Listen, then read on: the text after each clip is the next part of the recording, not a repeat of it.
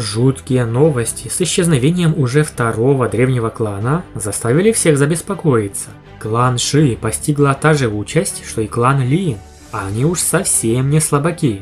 Так что 3 древних клана объединились, но не стали сотрудничать с кланом Гу. Подумать только, зная репутацию и поступки клана Хунь, многие все же подумали на клан Гу. Альянс тоже столкнулся с открытым объявлением войны за Ладуш. Уже через несколько дней произойдет важнейшая битва.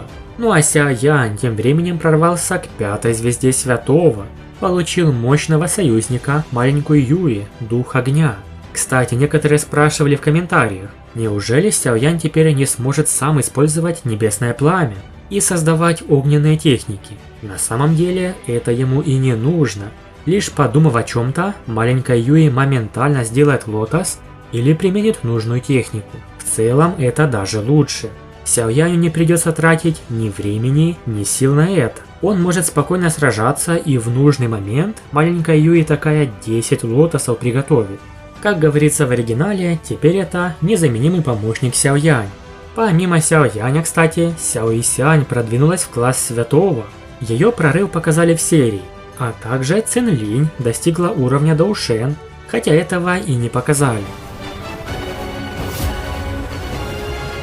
Выйдя из пространства пламени, Сяо Янь прошелся через один филиал Заладуш и полностью уничтожил его, включая святого одной звезды клана Хунь.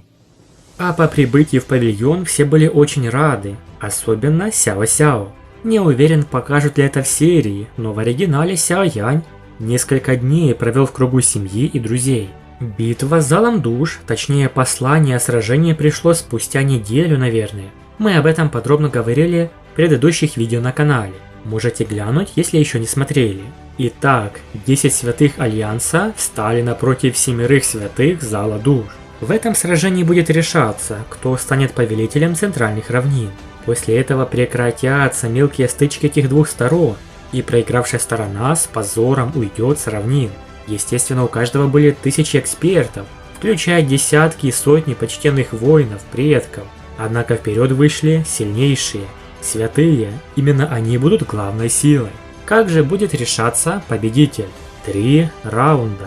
Победителем станет сторона, победившая в 2 матчах. Каждый пошлет по 3 человек, и они сразятся. Почему так? Ни Хунь Мишен, ни Сяо Янь не хотели крупномасштабной бойни и кровопролития, потери людей. Даже если Альянс Небесного Дворца в конечном итоге будет уничтожен, клан Хунь тоже определенно понесет серьезный ущерб. Похоже, что клан Хунь не желает терять так много. То же самое можно сказать и об Альянсе Небесного Дворца. Этот вызов ясно указывал на то, что зал душ не намеревался терять своих людей. Они решили устроить этот бой между экспертами самого высокого уровня. Хотя их битва не будет очень большой, они представляли свои соответствующие лагеря. Если они проиграют, они покажут, что слабее. Кто были эти 3 со стороны зала душ и 3 из Альянса Небесного Дворца? Из зала душ, естественно, сам глава Хунь Мишен на средней 5-й звезде Святого. Потом старик Хунь Мо, святой пика 5-й звезды. И сильнейший в тройке недавно прибывший эксперт из клана Хунь, старейшина Хунь Цяньмо на 6-й звезде Святого.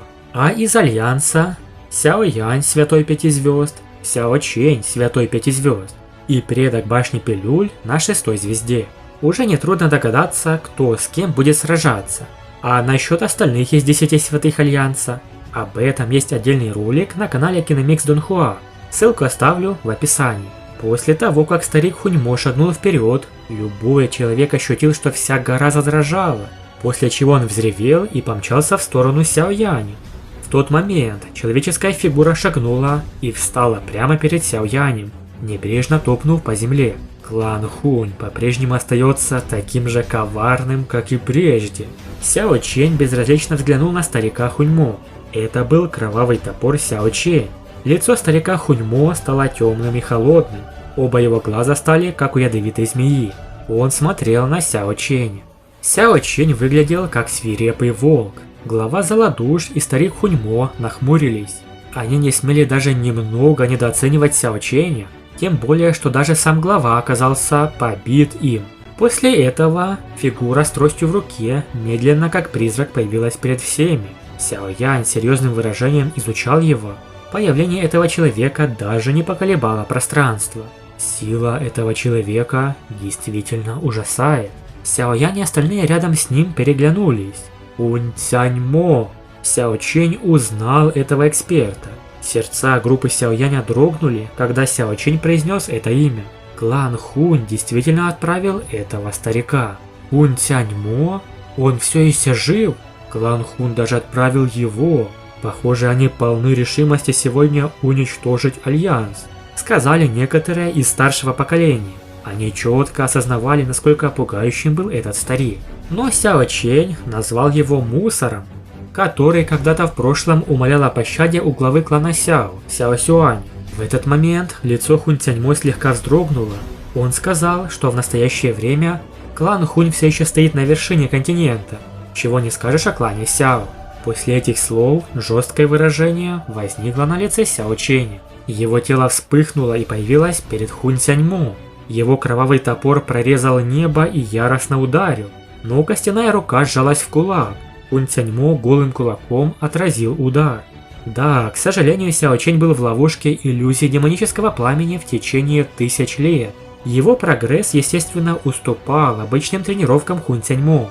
В прошлом, увидев его, Хунь Цяньмо мог только развернуться и бежать с испуганным выражением лица. «Сяо Чэнь, я уже сказал, что все изменилось. Нынешний ты не справишься со мной». Хунь Цяньмо взглянул на несколько слабых следов крови на кулаке, но он просто проигнорировал их. Да, это еще не начались раунды битвы. Просто, так сказать, обмен любезностями. Выбор был таков. Сяо Янь должен сразиться с главой Заладуш в одном из 3 сражений. Старик Хунь Мо будет противником Сяо Чэня, а Хунь Цяньмо, сильнейший, будет биться с предком башни Пилюль. Оставьте этого старика Хунь Цяньмо мне. Я не скажу, что смогу победить легко, но точно не проиграю. Предок башни Пилюль тихо рассмеялся. Старейшина, большое спасибо. Сяо Янь вздохнул с облегчением. Как раз в трейлере показаны несколько моментов этих сражений. Первым раундом была битва Хунь Цяньмо и предка башни Пилюль. Они решили уйти в специально созданное пространство, чтобы своей силой не уничтожить всю гору и всех присутствующих. Второй битвой было сражение Сяо Чэня и Хунь Мо, но они начали биться, не дожидаясь конца сражения предка башни Пилюль и Хунь Цяньмо. А вот Сяо Янь и глава Заладуш не спешили. Они ожидали исхода первых 2 раундов. Ведь если в 2 раундах победит одна сторона, то третьего боя и не последует. Очень интересно, кто же победит в каждом из 3 сражений. Предок башни Пилюль и Хунь Цяньмо, оба находящиеся на уровне 6 звезд Доушен, уводят свое сражение в созданное ими пространственное измерение.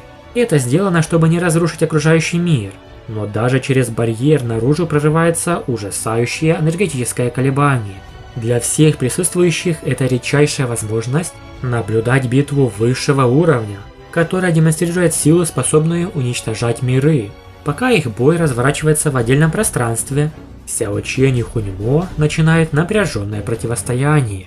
Когда Сяо Чэнь издал древний рев, внутри Сяо Яня пробудилось странное чувство, наследственная гордость, идущая из глубин родословной. Но старик Хунь Мо насмехался. Сяо Чэнь начал холодно и без колебаний, взмывает в небо и наносит сокрушительный удар гигантским кровавым топором. Однако Хунь Мо защищается хитро. Он создал из костей темной энергии плотную паутину, которая гасит силу удара и останавливает топор прямо перед ним. Кажется, будто атака провалилась, но в следующий момент Сяо Чэнь усиливает давление и разрубает эту защиту, почти достигая горла противника. Хунь Мо едва успевает отклонить удар, потеряв лишь прядь волос, и этим фактически проигрывает первый обмен. Хунь Мо перестал сдерживаться и призвал свою истинную силу. Он использует технику кровавого укуса небесного демонического насекомого. Из облака вырывается кровавое существо с ужасающей скоростью. Сяо Чэнь отвечает мощной техникой и отбрасывает его, разрушая даже горы ударной волной.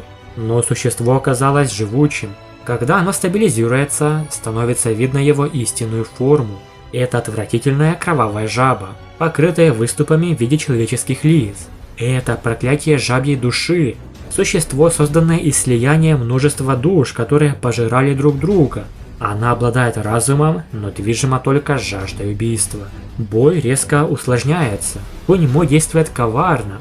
Он использует жабу как основной инструмент давления. Сяо Чэнь перешел в оборону и в моменте даже оказался в невыгодном положении. Сяо Янь анализирует ситуацию. Он понимает, что исход всей битвы зависит от 3 поединков. Глава Золодуш тоже не вмешивается, ожидая результата.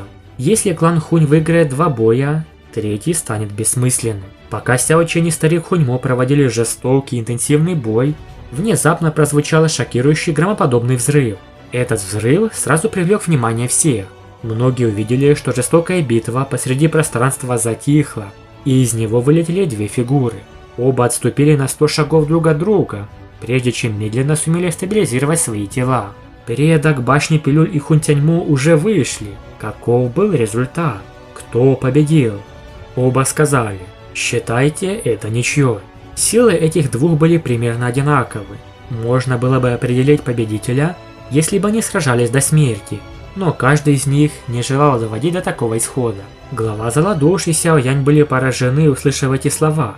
Сяо Янь отреагировал нормально, но глава Золодуш нахмурился. Очевидно, он был недоволен этим результатом. Этот результат меняет баланс. Теперь все решает битва Сяо Чэня против Хунь Мо.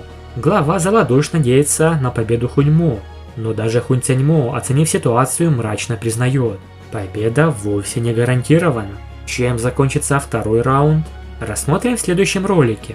Поставьте побольше лайков, а также подпишитесь на канал, чтобы не пропустить новое видео. Большое спасибо за просмотр и до скорой встречи!